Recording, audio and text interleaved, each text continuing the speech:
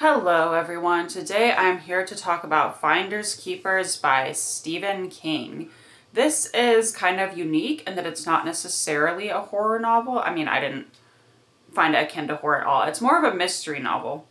Horrible things happen in the book, don't get me wrong, but it's not a spooky story. It is more of, like I said, a mystery or detective story. So I have not read Mr. Mercedes, but that I guess you could kind of say is like the first book in this series. You definitely don't have to read it to understand this though. It just features the same detective that is also in Mr. Mercedes.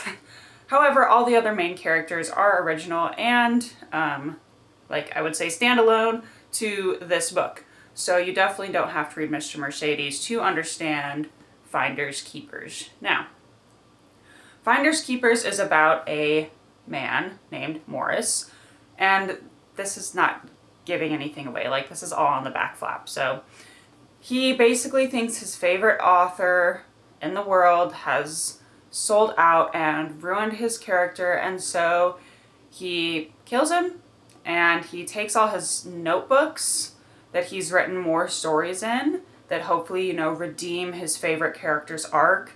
But he gets scared and he hides them away and gets arrested later for something else. So these notebooks are hidden away in a trunk. No one knows about them. And a kid in the modern day named Peter happens to stumble upon them. And then Morris gets out of prison. So he's hunting for those notebooks. He is insanely obsessed with them. And, he's killed over them. He killed the author because he didn't like what he did to the character. And I actually really, really, really enjoy this obsession of Morris's. Like, it's not a good thing. And I'm sure some people would read this book and be like, oh my gosh, that's way over the top. Like, no one does that. But, like, yes, people do obsess over people and things this much in life that it's actually, like, it is scary. So maybe in that way it is a horror novel. But, like, Jodie Foster was stalked by some man who was obsessed with her. The poor girl in Friday the 13th, I believe her name is Adrienne King, she was also stalked by someone who became obsessed with her after watching that movie. So, like, WTF, this amount of obsession is totally, totally real.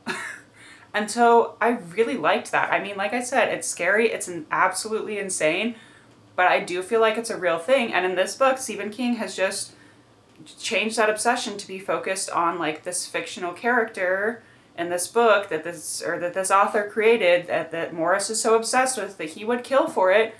And I like it. And it's like, people also get obsessed with fictional characters. Like, don't get me wrong about that. It's not like that also hasn't happened in real life, but I just like that Stephen King took that someone was so obsessed with an author he would kill over a character that author created because he didn't like what that author did to that character.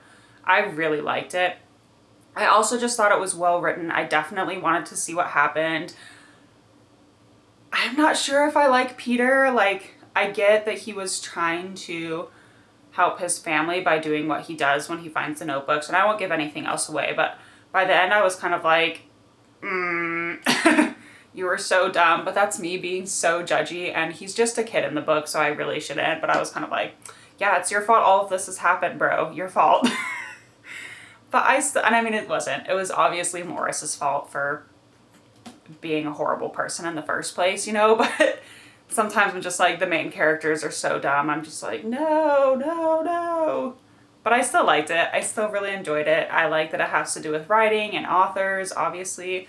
As someone who likes to read books and someone who likes to write, I really enjoyed that. Once again, I think Stephen King actually is a good writer. I'm not a fan of all of his books, but I like that he is able to give each character unique voices and traits that really make them stand apart from each other. And I do appreciate that. And he just seems to really also, like, his dialogue and the way that, like, the siblings, so Peter has a sister named Tina, the way they interact, it just seems very, very real. And I like that, because sometimes you read dialogue and you're like, no one would say that. No one does that. But I feel like he has a really good grasp on putting into words real life, I guess. Even though we know it's fiction, it's real enough to seem real. So I really appreciate that about Stephen King. I would definitely suggest Finders Keepers, especially if you want to read a Stephen King book, but you're not into horror and you're like, it just scares you, or that's not your genre, maybe check out Finders Keepers because it's more of a mystery murder type thing. Or I would also suggest, if you're interested in another Stephen King book that's not like pure horror, I would highly suggest 11/22/63. I read it like 10 years ago. I really enjoyed it. Hopefully it's still good. Probably is if I enjoyed it. Like, I read the whole thing in 2 days, and it's like 800 pages or something. And that's because I was in high school, and after school, once I was done with my homework, I had nothing to do. So I just sat and literally read that book in 2 days. So it was good.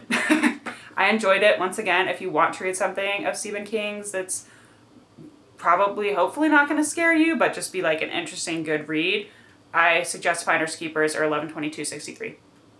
If you want something that's going to scare you, the Stephen King book that has scared me the most, and I have not read all of his books, or even close to all of his books, Pet Sematary was freaky. Freaky, freaky, freaky. So if you're looking for horror, check out Pet Sematary.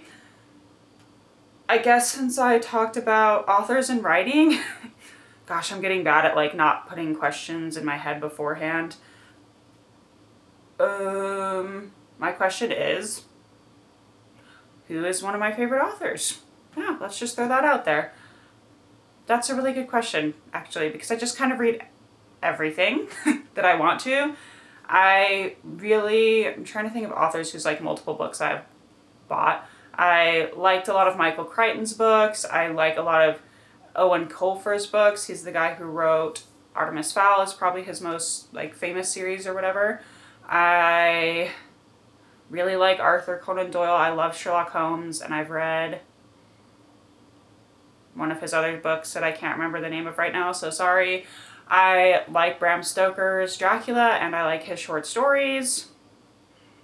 But I couldn't say that I have a favorite author. Like, I don't follow any authors like religiously on social media or what they're doing or anything like that. But sometimes they're like, oh, they have a new book out, I'll go check it out or whatever. But like I said, I just like to read kind of whatever comes my way that I think is interesting enough and well written enough that I'm just kind of like, yeah, I'll try anyone's books. So I can't really say that I do have a favorite, but yeah. That was Finders Keepers by Stephen King. Go check it out. I really enjoyed it. Read it in maybe a week or so.